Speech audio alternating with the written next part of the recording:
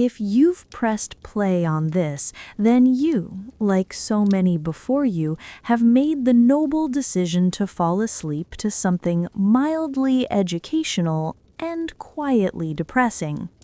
You are probably lying in bed, blanket up to your chin, phone dimmed to the brightness of a dying candle, wondering what corner of history we're wandering into tonight.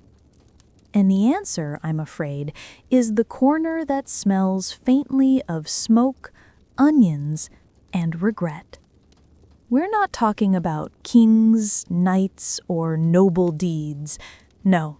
Tonight, we're visiting the forgotten end of the street, the kind of place historians politely skip over in textbooks and where tourists in medieval reenactment towns pretend not to look.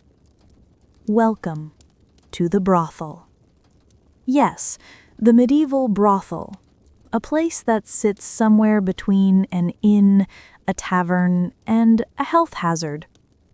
A building that worked as the social glue of medieval towns, holding together the desperate, the lonely, the drunk, and the very confused. If the castle was where power lived, and the monastery where hope resided, the brothel was where reality slept, usually on a lumpy straw mattress shared by too many people and one determined goat. Tonight, we're not here for scandal or spice. Oh no, this is boring history for sleep. The only thing you're in danger of experiencing is mild amusement, maybe a tiny chuckle, and an overwhelming urge to thank your ancestors for inventing showers. Our journey is slow, methodical, and just cozy enough that you might forget how much it smells like ale and damp wood in here. Take a deep breath. Imagine the stale air, the hum of chatter, the flickering tallow candles that cast everyone in the flattering shade of questionable decisions. You're safe here, or at least as safe as anyone could be in a building where the floorboards move when you don't. Pull your blanket close, because we're traveling back to a time when bathing was optional, payment was suspicious, and personal space was a myth. Subscribe and ring the bell icon and never miss our next video.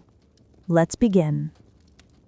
Picture a medieval city, crooked rooftops, stone towers leaning slightly from centuries of questionable construction, streets so narrow 2 horses can't pass without one apologizing. Somewhere in that maze of alleys and shadows lies the beating heart of human desperation, warm, loud, and perpetually sticky. That's where we're going tonight. And if you make it through until morning, congratulations, you'll have survived what countless medieval patrons could not: a night in the brothel. You find yourself walking through the lower district, the kind of neighborhood polite people pretend not to know exists. It's late. The sky above is bruised purple, moonlight barely pushing through the chimney smoke. Every window drips with condensation and gossip. The cobblestones gleam wet beneath your boots, slick from a recent rain that has done absolutely nothing to improve the smell. The air here is alive. Not in a fresh, pastoral way, more in the sense of you're definitely inhaling several kinds of bacteria. There's a scent of roasted onions, burning tallow, and humanity clinging to survival. It's oddly comforting if you ignore the faint tang of open sewer and lost hope. The sounds of the district form their own symphony: tin cups clattering, laughter spilling from doorways, a lute string snapping in protest. Someone argues about dice, someone else sings out of tune. Somewhere, a donkey coughs in perfect rhythm. This is the soundtrack of medieval nightlife, chaotic, slightly tragic, and surprisingly musical if you tilt your head. As you turn the corner, you see it. A crooked wooden sign swinging on iron hooks, squealing each time the wind shifts. On it, a crude painting of a heart, or possibly a radish. Either way, it marks the entrance to the establishment of the evening. The brothel stands proud in its decay, a 3-story structure that leans just enough to make you nervous. The roof is tiled with ambition more than craftsmanship, and the windows glow with a tired yellow light that suggests someone inside has already given up. From the outside, it looks almost welcoming, like a warm inn if you squint and have low standards. You step closer. The door, swollen from centuries of humidity and questionable mopping, resists your knock.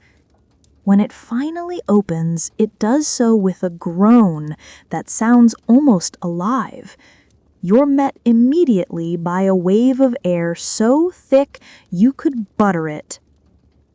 Inside, light flickers in uneven pools, candles struggling to stay lit in the drafts, smoke curling upward to stain the beams black. The smell is indescribable, but let's try anyway. Part spilled ale, part wet wool, part something ancient and unidentifiable that's probably best left to historians and brave noses. Your footboards move underfoot, sticky in places where spilled beer has fossilized. A cat darts between your legs, vanishing under a table that lists gently to one side. Everywhere you look, something's either tilting, dripping, or judging you. In the corner, a man snores into a tankard. 2 women laugh softly by the fire, their laughter edged with exhaustion. A figure in a cloak counts coins under the table, the universal medieval pastime. The place is alive, barely, and you've just joined the cast. You find a seat near the hearth, mostly because it's the only one not actively collapsing. The fire pops. The heat feels good. Outside, you can still hear the city, the distant bells, the soft clatter of cartwheels, but in here, time feels slower. It's not peaceful exactly, more resigned. The kind of calm that comes from knowing tomorrow won't be better, but at least you'll have the same soup. A low voice murmurs behind you, "Pay first." You turn. The woman standing there isn't smiling, but she's not unkind either. Her eyes are sharp, calculating, the kind of gaze that can measure a man's honesty and his wallet at the same time. She doesn't introduce herself. She doesn't need to. This, dear listener, is the madam. But that's a story we'll get to in a moment. For now, sit back in your rickety chair, feel the warmth of the fire on your face, and listen to the soft crackle of candle wax and distant regret. You've arrived, and you won't be leaving any cleaner than you came in. The woman watching you isn't dressed like the paintings suggest. There's no velvet, no lace, no perfume strong enough to hide the reality of the building. Her gown is plain brown wool, practical and patched at the seams, more suited for bookkeeping than seduction.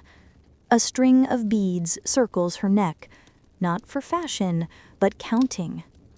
Every bead, you suspect, represents a debt owed, a secret kept, or a promise she intends to collect on.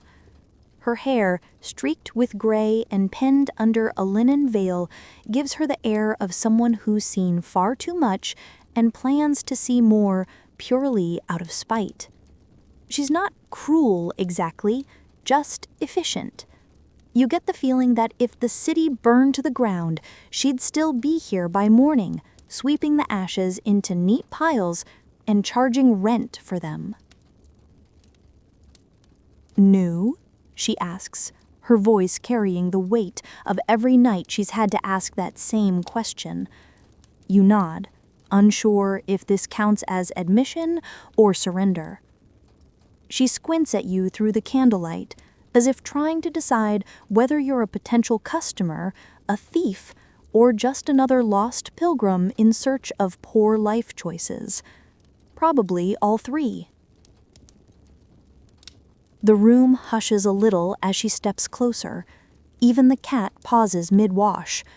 There's respect here. Not the reverent kind reserved for priests or kings, but the practical respect you give to someone who controls the roof, the food, and the locks on the doors. She runs this place, she says, simply. Her tone leaves no room for doubt. This is not a tavern, not a charity. You pay, you behave, you don't bleed on the floorboards. Those are the rules. You nod again, partly out of fear, partly because your brain hasn't quite caught up to her efficiency. She notices, of course. Madams notice everything. Coin first, she adds, holding out a hand. You fumble with your pouch. The coins jingle, betraying your inexperience. She doesn't even count them, just weighs them in her palm like a jeweler judging the purity of your decisions. Enough, she mutters, for now. Her eyes flick toward the room, scanning it like a captain checking her ship before a storm. Every woman, every patron, every flickering candle, she knows where it all is. She's memorized the rhythm of this building, and you can tell she's the only thing keeping it from collapsing into total anarchy. Someone at the far table starts a song, one of those crude ballads about love and taxes. The madam doesn't even look up. With a single raised eyebrow, she silences him. It's not magic, it's just power, the quiet kind that doesn't need to shout. She gestures toward a chair and pours you something that looks vaguely like ale and tastes vaguely like regret. Drink, she says. If you're staying the night, you'll need courage. If you're working, you'll need luck. If you're doing neither, you'll need to leave before sunrise. The fire crackles again, filling the pause with warmth and smoke. You sip the drink, pretending it doesn't burn on the way down. It does. Everything in this place burns eventually. The madam studies you one last time. Her eyes narrow slightly, not in judgment, but in the way a merchant might evaluate a piece of pottery, where the cracks are, how much it's worth, whether it will survive another winter. You'll learn the rules, she says, or the rules will learn you. Then, with the same quiet authority, she turns away, already solving the next problem before you finish blinking. A woman tugs at her sleeve. A drunk man drops a coin. A candle sputters out. The madam keeps moving, her shadow crossing the room like a tide rolling in and out. Calm, inevitable, unstoppable. You'd think a medieval brothel would run on chaos. In truth, it runs on rules, strict ones, written nowhere but enforced everywhere. Without them, this building would collapse under the weight of its own drama in a matter of hours. The first rule is simple: money up front. No promises, no credit, no "I'll pay you after my ship comes in." Ships sink. Promises don't float. Part 2. The woman watching you isn't dressed like the paintings suggest. There's no velvet, no lace, no perfume strong enough to hide the reality of the building. Her gown is plain brown wool, practical and patched at the seams, more suited for bookkeeping than seduction. A string of beads circles her neck, not for fashion, but counting. Every bead, you suspect, represents a debt owed, a secret kept, or a promise she intends to collect on. Her hair, streaked with gray and pinned under a linen veil, gives her the air of someone who's seen far too much and plans to see more, purely out of spite.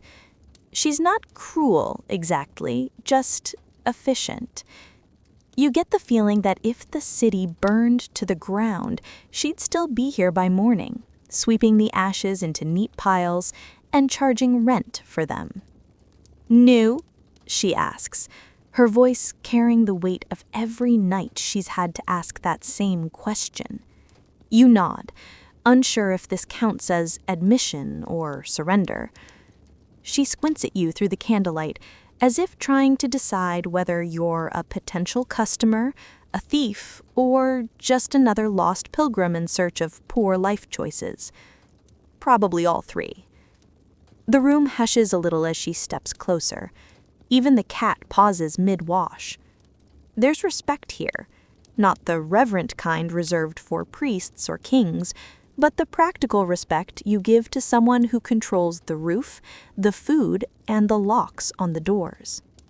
"I run this place," she says simply. Her tone leaves no doubt for doubt. This is not a tavern, not a charity. You pay, you behave, you don't bleed on the floorboards. Those are the rules. You nod again, partly out of fear, partly because your brain hasn't quite caught up to her efficiency. She notices, of course. Madams notice everything. "Coin first," she adds, holding out a hand. You fumble with your pouch. The jingle betrays your inexperience.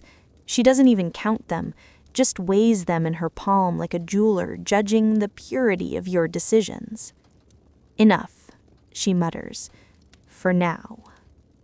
Her eyes flick toward the room, scanning it like a captain checking her ship before a storm. Every woman, every patron, every flickering candle. She knows where it all is. She's memorized the rhythm of this building, and you can tell she's the only thing keeping it from collapsing into total anarchy. Someone at the far table starts a song, one of those crude ballads about love and taxes. The madam doesn't even look up. With a single raised eyebrow, she silences him. It's not magic, it's just power. The quiet kind that doesn't need to shout. She gestures toward a chair and pours you something that looks vaguely like ale and tastes vaguely like regret. "Drink," she says. "If you're staying the night, you'll need courage. If you're working, you'll need luck. If you're doing neither, you'll need to leave before sunrise." The fire crackles again, filling the pause with warmth and smoke. You sip the drink, pretending it doesn't burn on the way down. It does. Everything in this place burns eventually. The madam studies you one last time. Her eyes narrow slightly, not in judgment, but in the way a merchant might evaluate a piece of pottery, where the cracks are, how much it's worth, whether it will survive another winter. You'll learn the rules, or the rules will learn you. Then, with the same quiet authority, she turns away, already solving the next problem before you've finished blinking. A woman tugs at her sleeve, a drunk man drops a coin, a candle sputters out. The madam keeps moving, her shadow crossing the room like a tide rolling in and out, calm, inevitable, unstoppable. You'd think a medieval brothel would run on chaos. In truth, it runs on rules, strict ones, written nowhere but enforced everywhere. Without them, this building would collapse under the weight of its own drama in a matter of hours. The first rule is simple: money up front. No promises, no credit, no, "I'll pay you after my ship comes in." Ships sink, promises don't float, and the madam's patience is thinner than the soup. The second rule: no fighting indoors. Disagreements happen over money, over affection, over who stole whose boots. But blood is bad for business, and cleaning it from the floorboards is expensive. So if tempers rise, the participants are politely escorted outside to handle their problems in the traditional medieval way, loudly, in public, and preferably downwind. The third rule: don't scare the cat. The cat, as it turns out, is the real enforcer. It's ancient, missing half its tail, and somehow everyone respects it. If you spill ale on it, you're out. If it chooses your lap, congratulations, you've been blessed by the brothel gods. The fourth rule is more practical. Keep the candles low. It's not for atmosphere. It's because fire is the single greatest threat to every wooden building in Europe. Too many candles, and the entire block becomes an unscheduled bonfire. So the light here is dim, soft, and vaguely smoky, flattering to faces, kind to imperfections, and perfect for forgetting what time it is. And finally, the fifth rule: what happens here stays here. Unless it's funny. Then it travels fast. Gossip is the only currency that competes with coin in value. Secrets move through the air like perfume. Faint at first, then unmistakable. If the local lord visits, everyone knows by breakfast. If the priest sneaks in through the back door, the news will reach the bishop before morning prayers. These rules aren't written on any wall, but everyone lives by them. They keep the peace, they keep the business running, they keep the illusion. The delicate idea that inside these warped walls, life makes a kind of sense. From your seat near the fire, you watch it all unfold. A quiet choreography of survival. Someone refills a cup, someone laughs too loudly, the madam gestures, and a conflict dissolves before it starts. It's not elegant, but it's efficient. In a world where nothing's fair, order is the closest thing to safety. You sip your ale again, now mostly warm foam. It tastes of smoke, salt, and faint despair, but it's oddly comforting. Outside, the wind rattles the shutters. Inside, the rules hold. For now. If you're picturing silk, satin, or anything remotely resembling what Hollywood likes to call period attire, stop. Real medieval brothel fashion was designed for one thing only: endurance.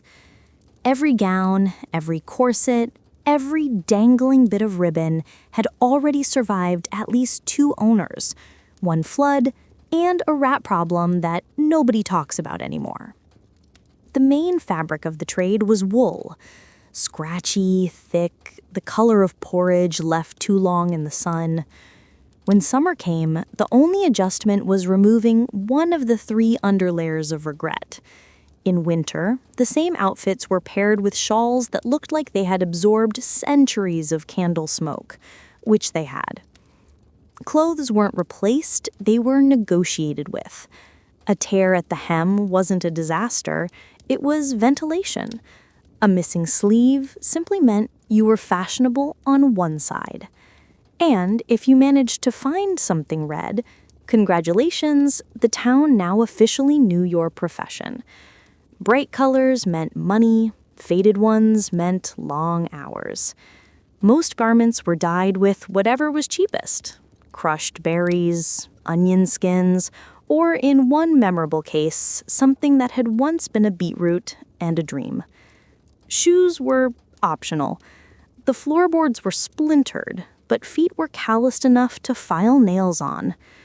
When leather could be found, it was stitched and restitched until the soul finally gave up and went to God. The madam sometimes arranged for donations from wealthier clients, but those gifts rarely matched anyone's size, so the staff learned to walk with a dignified limp.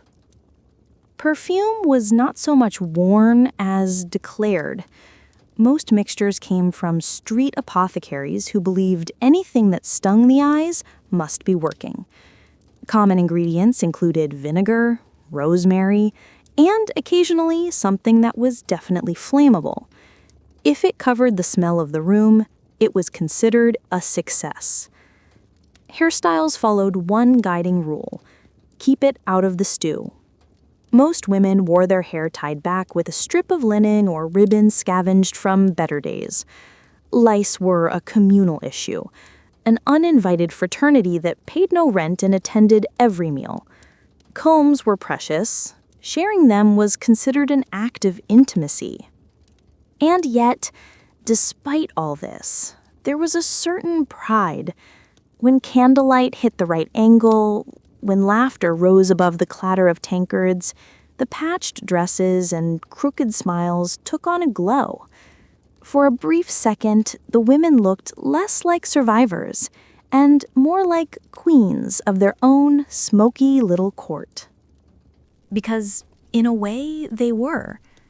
If the staff were the backbone of the establishment, the customers were its recurring headache.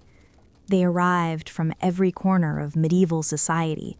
Sailors, soldiers, merchants who claimed to be just passing through.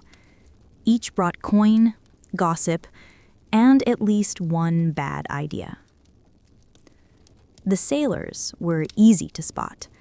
They swayed even on solid ground, smelled faintly of fish and salt, and paid in strange currencies no one could quite verify. They told endless tales of sea monsters, storms, and the one that got away, always bigger, always less believable after the third drink. They were rowdy, but harmless, usually leaving before dawn to chase the next port or the next hangover. Soldiers were less poetic. They entered loud, drank faster than they could breathe, and carried an invisible storm of tension behind their eyes. War had given them money and nightmares in equal measure. They wanted warmth, noise, something human that didn't scream. Most were gone again by morning, back to the mud and the orders that didn't make sense. Then there were the merchants, proud, perfumed, and always negotiating. They haggled over everything: the drink, the meal, the temperature of the room. Their coin purses were full, but so were their egos. They liked to talk, mostly about themselves, occasionally about silk routes and taxes, as if anyone cared. Still, they tipped well, especially if someone pretended to understand the complexities of import duties. And, of course, there were the men of the cloth. Not many, but enough to make the irony worthwhile. They came in through side doors, hoods drawn, muttering about pastoral care. They always seemed surprised to find anyone awake, and more surprised when recognized. By morning, they left looking holier than when they arrived, or at least trying to.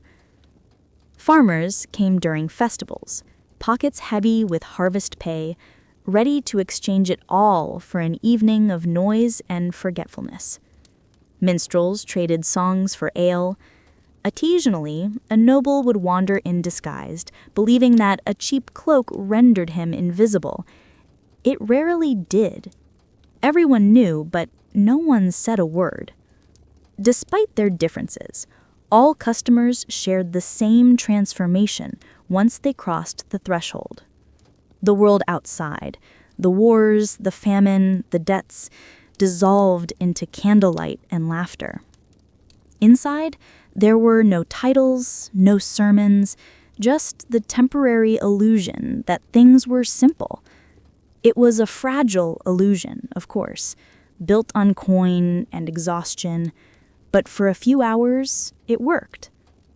You, sitting quietly in the corner with your lukewarm ale, can see it all.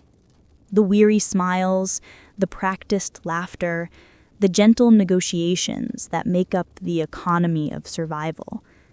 It's oddly peaceful, watching people pretend they're not lonely. The fire crackles, the cat yawns. Someone starts a song about love that ends badly. They all do. You sip your drink, and for a fleeting moment, the place feels almost comfortable. Almost. By now, you may be wondering, surely they must have had some way to stay clean. A charming thought. They did, in theory. Bathing, in the medieval world, was a complicated affair. People still talked fondly of the Romans and their grand bathhouses, but by the 14th century, that luxury had mostly boiled down to a wooden tub, a bucket of tepid water, and a prayer that the cat didn't fall in. In this brothel, the bath is less a ritual and more a negotiation. Once a week, twice if the madam is feeling generous or there's been an outbreak of something unmentionable, the staff haul in a half-barrel to the corner by the hearth. The water is drawn from the same well that serves the whole street. It has a flavor. You don't ask what of. The first person in gets something resembling warmth. By the third, it's more of a stew. Soap exists, but it's made from lye and animal fat, and using too much will take your fingerprints off. Most prefer to rub down with sand or a rag soaked in vinegar, muttering small apologies to their skin. Hair washing is a dangerous luxury. The combination of cold nights and damp scalps is a recipe for sickness, so most rely on a comb and optimism. Head coverings do the rest. Some sprinkle herbs, rosemary, sage, or whatever's left from last night's dinner into their clothes for the faint hope of smelling less mortal. The madam enforces minimum standards. No visible grime, no open wounds, and no obvious infestations. Beyond that, nature takes its course. Perfume helps, though the blend of rosewater, sweat, and smoke creates a signature aroma that scholars centuries later will politely describe as pungent. And yet, in the candlelight, nobody seems to mind. Human noses adapt quickly, especially after 2 cups of ale and a day of walking through medieval streets. Cleanliness here is relative. If you don't smell worse than the furniture, you're doing fine. The laundry room is just a rope strung across the attic. Wet clothes freeze in winter and steam in summer. A few drops of lavender oil disguise the mildew. When garments finally dry, they're stiff enough to stand on their own, which is handy because folding is overrated. You watch as one of the women drags a bucket across the floor, sloshing as she goes, and you realize something quietly heroic about the whole routine. In a world that doesn't offer much dignity, the act of trying to stay clean, even a little, is a kind of rebellion. When the noise finally dies down, sometime past midnight, the building exhales. Candles shrink to stubs, laughter turns to murmurs. It's time to sleep, or at least to pretend. Space is precious here. Every corner doubles as a bed, every bed doubles as a storage unit, and privacy is a myth passed down by optimistic poets. You climb the narrow staircase to the upper floor, ducking beneath beams so low even the air feels stooped. The sleeping quarters are a patchwork of curtained alcoves and wooden platforms, each filled with straw mattresses that have lived hard lives. The straw is replaced once a season, theoretically. More often, it's just turned over, a ritual gesture toward freshness that fools nobody. Fleas treat the place like a resort. Blankets are communal. You grab the one that looks least damp and hope it doesn't bite back. Pillows, if present, are sacks stuffed with old rags or spare feathers that escaped a previous dinner. They smell faintly of broth and survival. The soundscape is unforgettable. Snoring from every direction, the occasional creak of settling wood, someone whispering a prayer, another coughing up half the century. Downstairs, the fire pops, and the cat conducts a midnight patrol. Despite it all, exhaustion wins. You lie down, feel the straw shift beneath you, and let your eyes adjust to the flicker of the last candle. Shadows dance lazily across the rafters. Someone nearby hums a lullaby learned long before this life. It's oddly comforting. If you're lucky, you'll sleep undisturbed until dawn. If you're not, a rat will introduce itself. Either way, you'll wake with straw in your hair, smoke in your lungs, and the faint sense that you've survived something mildly historical. As you drift off, the building groans in its sleep, wood expanding, ropes tightening, lives overlapping. The city outside snores too, and for a few short hours, the world holds its breath. Tomorrow there will be chores, arguments, and the endless cycle of washing what can't be made clean, but that's tomorrow's problem. For now, you sleep, wrapped in the warm, smoky embrace of a place that never truly rests. Sleep doesn't last. It never really does here. Just when you begin to slip into that blessed stage where you stop caring about the straw poking your ribs, someone drops a bucket and the entire floor wakes like a kicked beehive. Voices rise, laughter stumbles through the boards. The night shift has begun. Downstairs, candles are being relit. They pop and hiss as the wicks meet yesterday's wax. Feet slap the planks, skirts swish, tankards knot together in greeting or complaint. It's the sound of life restarting, half work, half survival, entirely noise. The madam is already awake. She never really sleeps. She just pauses between decisions. From the landing, her voice cuts through the racket with calm authority. Keep the door shut, or the whole street will walk in. Someone answers with an apology that's really just a sound. The door thuds, the building sighs again. You pull your blanket tighter, but curiosity wins.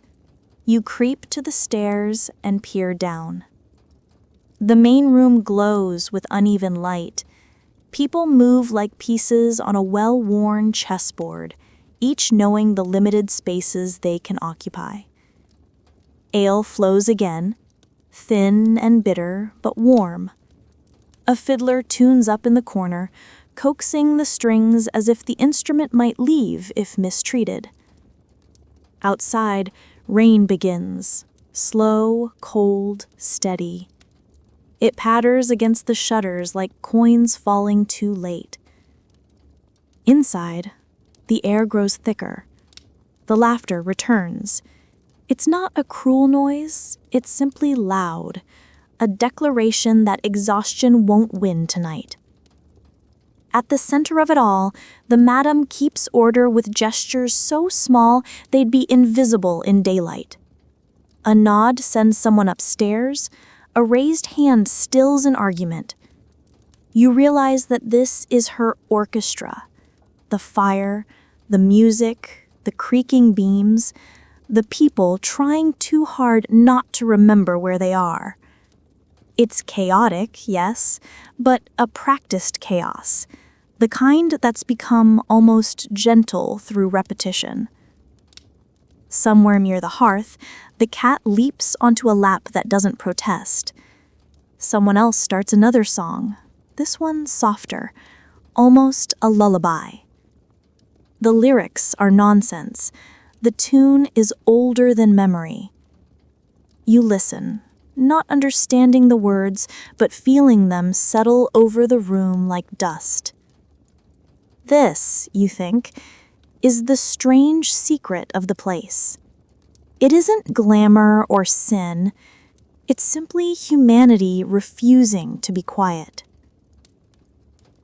By the time the church bell somewhere in the city strikes what might be midnight, or maybe 2, depending on who wound it last, the food arrives.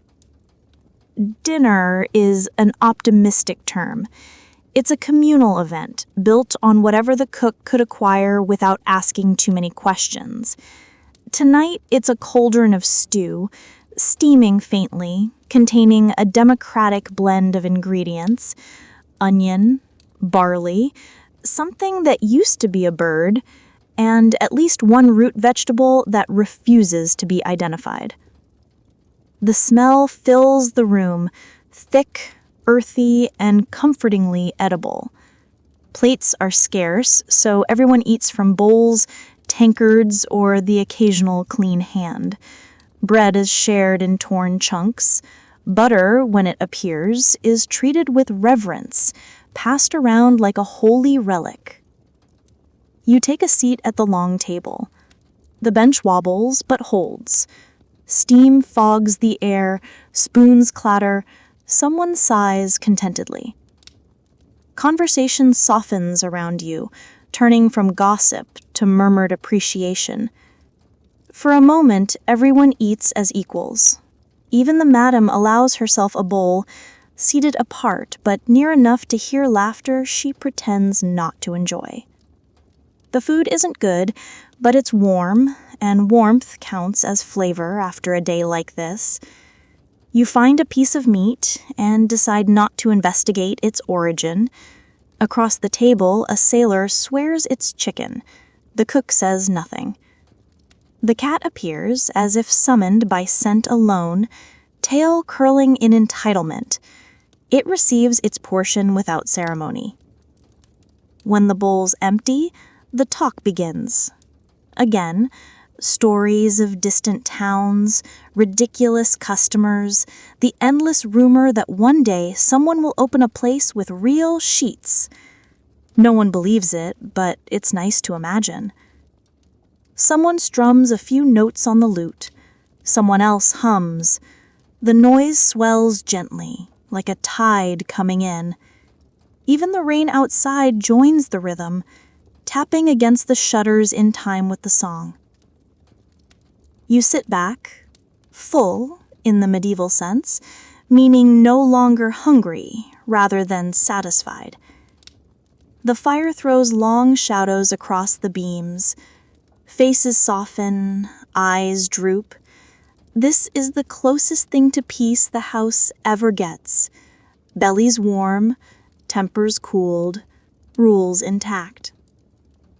The madam collects the empty bowls with the efficiency of a general after a small victory. "Sleep if you can," she murmurs to no one in particular. "Morning always comes too soon." And with that, the candles are lowered again, the fiddler sets his instrument aside, and the building drifts into another uneasy quiet. By the time the last bowl is scraped clean, a few stragglers are already half asleep against the wall. The fire has burned low. Its glow makes everyone look a little softer, a little more like they belong to the same world. That's when you start to notice how the place keeps itself safe. There is no lock strong enough to keep out trouble in this neighborhood.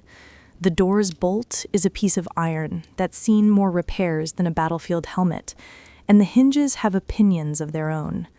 So, the madam relies on 2 things, a dog and a spoon. The dog is older than most of the furniture, a slow-moving creature with the build of a small barrel and the temperament of a retired soldier. No one remembers where he came from. He simply arrived one winter and never left. He spends most of his life asleep in front of the fire, his ears twitching whenever someone raises their voice. But if a stranger barges in without knocking, the growl that comes out of him could stop a sermon. The locals know it. He's bitten 3 thieves, 1 tax collector, and, by accident, the fiddler. All survived. A little wiser and considerably more careful about door etiquette. The spoon is less obvious. It lives in the madam's apron pocket, a long-handled wooden spoon that has never once stirred a pot. It is, however, very good at reminding people not to argue too loudly or to keep their hands where they should be. Some swear it's enchanted. Others just respect good aim. When brandished, it commands more obedience than the city guard. In this house, order is maintained not by law, but by the quiet threat of a woman who knows how to run a business and isn't afraid to use cookware as punctuation. You can tell the system works. No brawls tonight, no shouting from the street, just the occasional bark, the clink of tankards being gathered, the sound of a place that has survived another day. It's not safety in the modern sense. It's older, humbler, a shared agreement that peace is preferable to chaos because everyone's too tired for chaos. The dog sighs.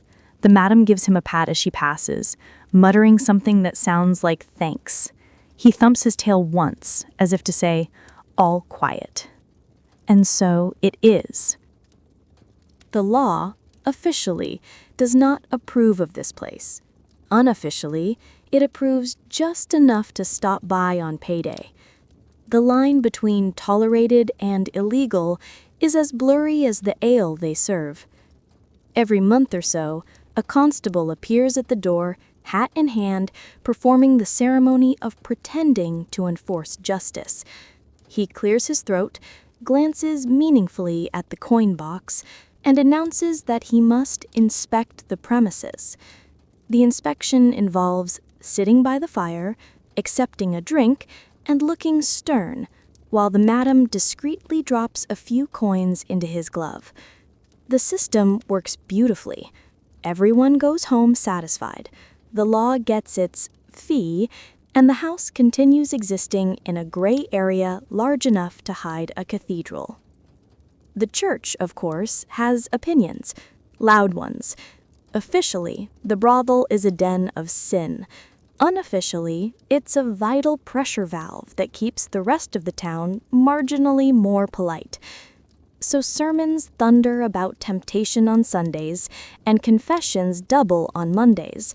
It's an arrangement everyone understands, but no one admits. Priests occasionally visit, wrapped in the humility of their robes, faces hidden by the hoods of good intentions. They always choose the side door, the one that creaks less. The madam never comments. She simply lights a candle in the chapel the next morning and counts the donation with quiet irony. Business is business, faith is faith, and both require maintenance. There are rumors that the city council once tried to shut the place down entirely. The effort lasted exactly 2 weeks. Trade slowed, tempers flared, and even the local taverns complained that their patrons had become unbearable. Within days, the same council discreetly reinstated the license, this time with slightly higher taxes and considerably more discretion. Everyone pretended nothing had happened. You sip what's left of your ale and listen to the rain ticking against the shutters, thinking about this delicate dance between sin and respectability. It's all theater. The law arrives for its cut, the priests for their redemption, the townsfolk for their stories, and the brothel somehow outlasts them all. Outside, the church bell tolls again, late and slightly off-key. Inside, the dog yawns, the spoon rests, and the madam counts coins by the dying firelight. Morality can wait until morning. For all its laughter and candlelight, the medieval brothel lived in the shadow of sickness. Every creak of the floorboards, every cough from upstairs carried a quiet fear, the thought that something invisible might already be spreading. In this world, medicine is part superstition, part guesswork, and entirely unsterile. A sore throat might be treated with vinegar, honey, or a prayer, sometimes all three at once, just to be safe. More serious ailments require professionals, which in this district means a man with a bag of herbs, a book in Latin he can't read, and the unshakable confidence of someone who's never been proven right. The brothel has its own healer, of sorts. and older woman with hands that smell of garlic and determination. She knows which herbs cool fever, which roots quiet the stomach, and which walls hide the bottles she'd rather not explain. Her cures are simple but effective in their own way. If it stings, she says, it's working. If it doesn't, add more garlic. When real plague arrives, and it always does sooner or later, the district holds its breath. Candles burn longer, prayers get louder, and visitors thin out like mist at dawn. Sometimes the city gates close, trapping everyone inside. Those who can afford to flee, flee. Those who can't just carry on, because what else is there to do? The madam knows the routine by heart. She's seen enough winters to recognize the pattern. Fear first, silence next, and then the slow return of noise when the survivors come back to the living. Between outbreaks, she insists on what passes for hygiene. Sheets aired once a week, herbs hung by the door, everyone made to wash in vinegar water that smells like both medicine and salad. It's not enough to stop a plague, but it's enough to feel like you tried. And in a century when no one knows what germs are, trying counts for something. People don't talk much about death here. They talk around it, through it, with jokes and stories. When someone disappears, there's a pause, a drink raised, a candle lit, a moment of silence that lasts exactly as long as the wax. Then life resumes, because it must. The cat sneezes. Someone knocks over a cup. The world goes on, imperfect and alive. For all its noise and scandal, a brothel is a business, and business means numbers. They're not written down, of course. Books attract auditors, but they live in the madam's head like a second language. Every candle stub, every loaf of bread, every borrowed comb has a price. A night's earnings can vanish in minutes. Rent to the landlord, fees to the guards, bribes to the law, offerings to the church, and, of course, the cost of ale. Whatever remains is divided, unevenly but efficiently. The madam takes her cut for keeping the roof from collapsing, the healer for her potions, the cook for her stew, and the rest is scattered among the staff like crumbs from a feast that never was. No one here grows rich. The best anyone hopes for is a steady coin purse, enough to buy soap, maybe a better comb, or to save for the mythical someday. A few manage it. They leave, open small taverns, or vanish into marriage. Most stay. Stability is a rare luxury, and even a crooked roof feels like home when it's yours. Sometimes, a wealthy client will pay in gold coins, shining and new. They look lovely by candlelight, like promises of a different life. But the madam knows better. By morning, they'll be spent on bread, candles, and the endless cost of keeping the walls upright. Gold always turns into wood, fire, and noise. That's the economy here. Transformation without progress. Wages are paid at dawn. Each woman comes forward, palms out, eyes steady. The madam counts carefully, too slowly to be cheated, too quickly to invite complaint. A nod means thank you, but it also means you're still here. That's the unspoken agreement. The house provides work, warmth, and protection, and in return, the people keep it alive. You can tell the system works, not because it's fair, but because it still exists. Fairness is for ballads. Survival is the real miracle. Outside, the first light begins to touch the rooftops, thin and gray. The coins clink softly into waiting hands, and for a few seconds, the sound almost resembles music. The madam looks out the window, eyes sharp, already calculating another day. The dog stretches, the fire dies. The night, like the ledger, finally closes. In a place where the day is heavy, The night demands a little distraction. Entertainment here isn't elegant. It isn't refined. It's a battered lute, a cracked drum, a voice singing too loud because someone ran out of ale to drown the silence. And somehow it works. By candle flicker, you'll see them gather, the women leaning from their curtained alcoves, the tired patrons propping themselves upright, the dog curled lazily by the hearth, ear twitching. A minstrel appears, rarely a professional, often a regular who had one too many coins and decided to try music instead. His fingers stumble on the strings, but his voice carries anyway, flat, rough, and full of stories no one asked for. He sings of lovers who left, of storms at sea, of bread that never rose. The words echo in the rafters. The audience listens politely. In this world, good entertainment means you stopped tapping your foot long enough to realize the ceiling's leaking. Laughter comes, sometimes. Sometimes someone claps. It's enough. Between songs, someone tells a joke, usually about a donkey, sometimes about a lord who tried to sneak in disguised as a plumber, history's best-kept secret. The punchline hangs in the thick air, and for a moment, everyone forgets their aches and the smell of damp wool. Because laughter doesn't clean. You already tried that, but it helps. When the song ends, and eventually it does, the drummer taps once more. The fire sighs, the dog burps, the moment passes, and the night resumes its quieter rhythm. But you'll remember, for a span of time, you were part of an audience, in a room built on necessity, not luxury, and yet it felt like something more.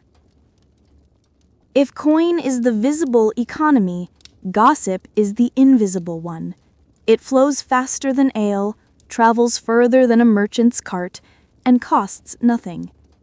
Landing a good piece of news or scandal is worth more than a handful of pennies. The brothel is a hub. In the glow of candlelight, between a sigh and a song, people talk. They share stories. A newly arrived client from the north, an argument settled by the spoon in the old room, a rumor about the landlord's daughter sneaking in disguised as a maid. Nothing is verified. Everything is magnified.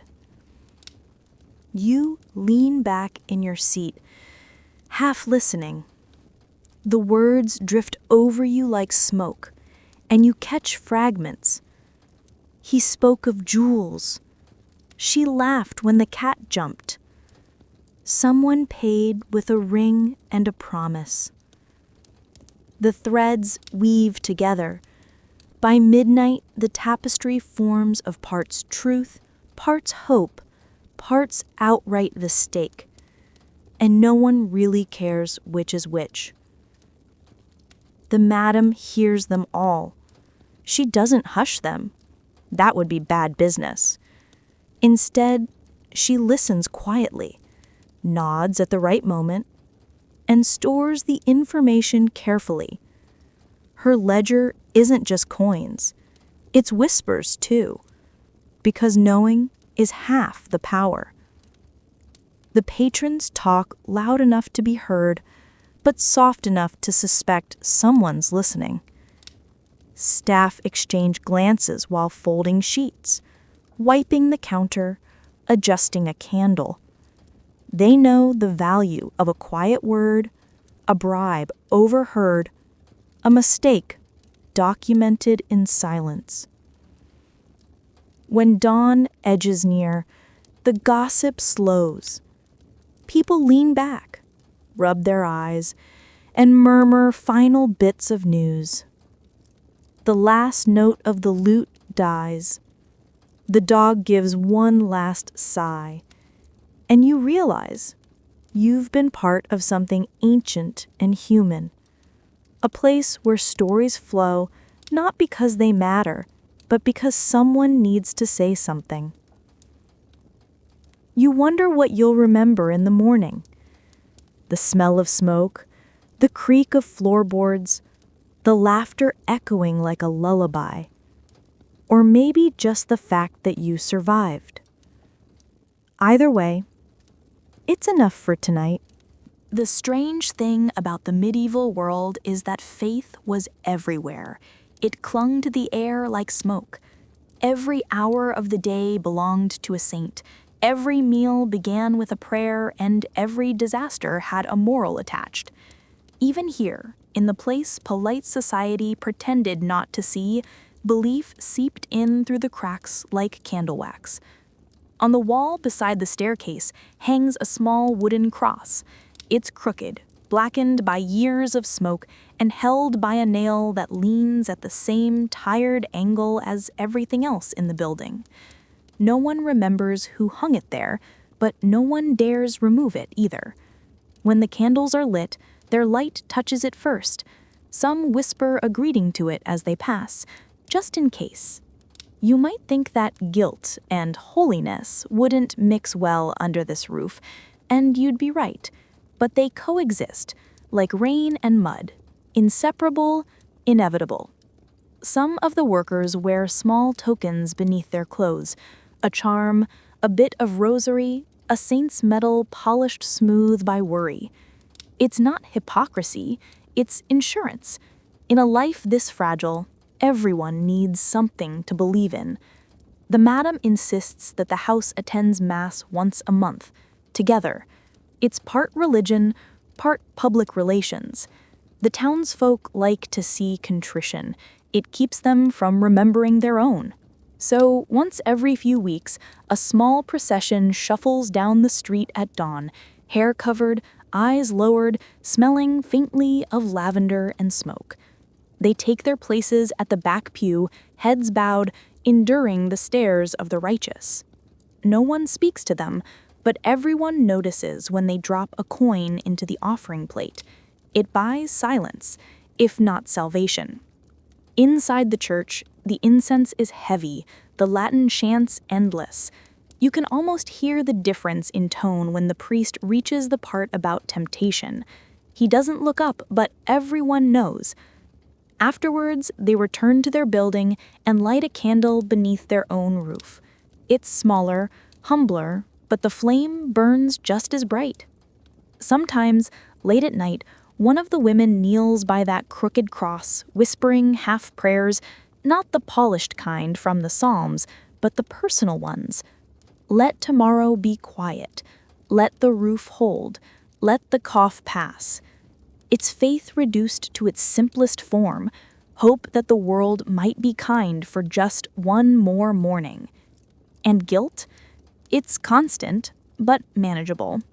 You learn to live with it, the way you live with smoke in your clothes or the ache in your back. It lingers, but it doesn't stop you from moving. The human soul, after all, has a remarkable capacity for compromise. Outside, the church bell tolls in the distance, calling the city to prayer again. Inside, someone snuffs a candle. For a moment, the two worlds meet, the sacred and the stained, and neither quite wins. Every place that deals in coin and secrecy eventually attracts attention from people who want one and don't respect the other. In this part of town, visitors arrive at strange hours, uninvited, unannounced, and unwelcome.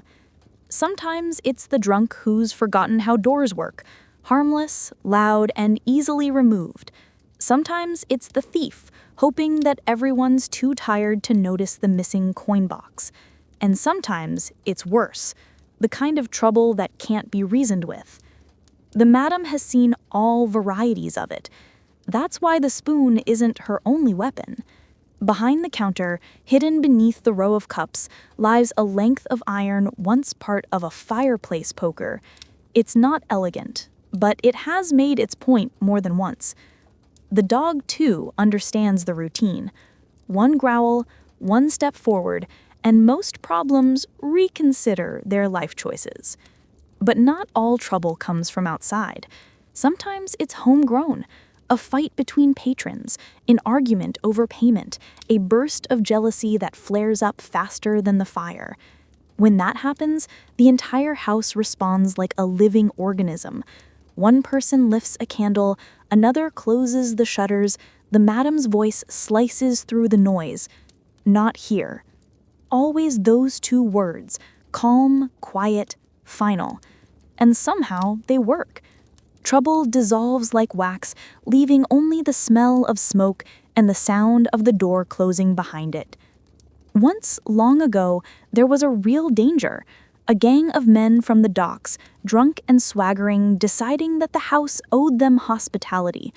By the time they reached the threshold, they found every candle blown out but one, and the madam standing in the center of the room, with spoon in one hand, iron bar in the other, the dog growling low. They left. The story still gets told when new workers arrive, half as warning, half as comfort. But danger doesn't always look like violence. Sometimes it comes dressed well, smiling, promising favors. A wealthy merchant who forgets to pay, a nobleman who assumes rules don't apply to him. They're harder to handle because the power they carry is quieter but sharper. When that kind of trouble leaves, the madam always counts the coin twice and lights an extra candle for luck. Tonight, as you sit by the fire, you hear a knock at the door, slow, deliberate, too polite to be friendly. Everyone goes still. The madam looks up, eyes narrowed. She doesn't speak, just waits. Another knock. The dog's ears twitch. Finally, she nods to one of the women, who cracks the door open an inch. Outside, the rain glistens on cobblestones. A shadow leans forward to whisper something you can't hear. Coins change hands. The door closes. Whatever it was, it's over. The tension melts like wax. Life resumes, slowly, carefully, as if nothing happened. But for the next few minutes, no one speaks loudly. Even the lute stays silent. You realize sitting there that safety in this place isn't the absence of danger, it's the art of surviving it quietly. And everyone here has learned that art by heart. Morning, when it comes, doesn't exactly arrive here. It seeps in, thin and gray, through shutters that never quite close, over floorboards that are never entirely still. You wake before you want to, the way everyone in this place does, because the world is louder than sleep. There's coughing, the scrape of a pot being set on coals, the sound of someone trying to convince a stubborn flame that, yes, it really does have to become fire again. Downstairs, the healer, that same woman with the garlic-scented hands, is already at work. Her table is a museum of jars, powders, dried roots, and bundles of herbs tied with string that has seen better centuries. She mutters as she mixes, not in Latin, but in the soft dialect of the market, the kind that sounds like recipes and spells had a child together. The ingredients are modest: honey for wounds, vinegar for everything else, salt for good measure, and something green that no one can name but everyone swears by. If it smells terrible, it's medicine. If it burns, it's definitely medicine. If it foams, perhaps stop drinking it. A man comes in from the street, holding his hand awkwardly. He's cut himself on something sharp, or someone sharp. The healer glances at it, tuts, and pours wine over the wound. He yelps. She doesn't flinch. "Clean now," she says, wrapping it in linen. He nods, thanks her, leaves a coin that's mostly copper, and limps away wiser, if not healthier. The workers know her treatments by heart. Aches are handled with warm cloths. Sores get vinegar. Fevers get willow bark and prayer. If the problem is moral rather than physical, there's a separate cure. Confession, followed by ale, followed by pretending it worked. There's also the matter of spirits, not the kind you drink, but the ones blamed for nearly everything that can't be explained. For those, the healer keeps a small pouch of salt to throw into the corners of rooms that feel unlucky. It probably does nothing, but the gesture matters, and gestures are most of medicine anyway. Once a week, she boils water and declares it pure. The steam fills the air, carrying with it the illusion of cleanliness. And for a moment, the house smells almost wholesome, like a monastery kitchen gone slightly wrong. Everyone breathes a little easier then, even if the feeling doesn't last past the next spilled drink. The body endures what it must. The mind, though, that's another thing entirely. For every jar on her table, the healer has a story about a neighbor who recovered, a child who didn't, a king who tried to cheat fate with imported spices. She tells them softly, between coughs and laughter, because hope needs company, too. By midday, she's sweeping herbs from the table, wiping her hands on her apron. Better to keep busy, she mutters. Outside, the street begins to wake. Wheels clatter, vendors shout. The church bell marks an hour that no one's counting. Another day has started. Another chance to survive long enough to call it a good one. By evening, the house quiets again. Not silence, exactly, more a lowering of volume, the way the sea sounds after a storm. The candles are lit, their flames tremble like tired eyes. The dog settles in his usual place. The madam, ledger open, adds another column of numbers to the endless list of debts and half-paid promises. You sit by the window, staring out at the narrow street. It's raining again. It always seems to be raining here, as if the sky is too polite to show up clean. You can hear the city breathing, merchants closing stalls, children shouting somewhere far away, a church bell muffled by fog. Life, stubborn as ever, continues. Inside, the brothel hums like a tired heart. Someone hums an old tune, slow and soft, the kind that doesn't belong to any particular century. Someone else snores. The smell of smoke mixes with that of soup, and you realize that, for all its roughness, the place feels strangely alive, and that aliveness is the only luxury most people here will ever have. You think of the madam, of her calm authority, her spoon, her dog, her careful balance of mercy and math. You think of the healer, of her jars of vinegar and hope. You think of the women who laughed anyway, the patrons who came and went, and the house itself, crooked, patched, and impossibly enduring. You begin to see what history often forgets, that survival, in its plainest form, is its own quiet kind of nobility. The fire in the hearth collapses inward, the last of its warmth sighing into the air. You're almost asleep now, mind drifting between centuries, half convinced you can still smell the tallow candles, still hear the rain sliding off the roof. Someone moves quietly in the hall, their footsteps slow, deliberate, real. The building creaks in answer, the way old wood does when it remembers things. Tomorrow, the same routine will begin again. Coins, chores, arguments, laughter. The small triumph of keeping everything standing one more day. History won't record it. History rarely does. But for the people who lived it, that was enough. The storyteller's voice softens. So, traveler, now you know why you wouldn't last a night in a medieval brothel. It's not the noise, or the work, or even the smell. It's the endurance, the quiet, relentless endurance of those who didn't have the choice to leave when the story ended. Close your eyes. Let the sound of rain and wood and breathing fill the room. Imagine the last candle burning itself out, not in tragedy, but in completion. The air grows still, the city fades, the past folds itself away like a worn sheet, ready for another night.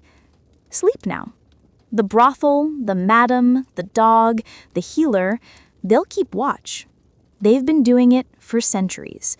And if you dream of them, don't be surprised. History, after all, never really leaves. It just gets quieter. Subscribe now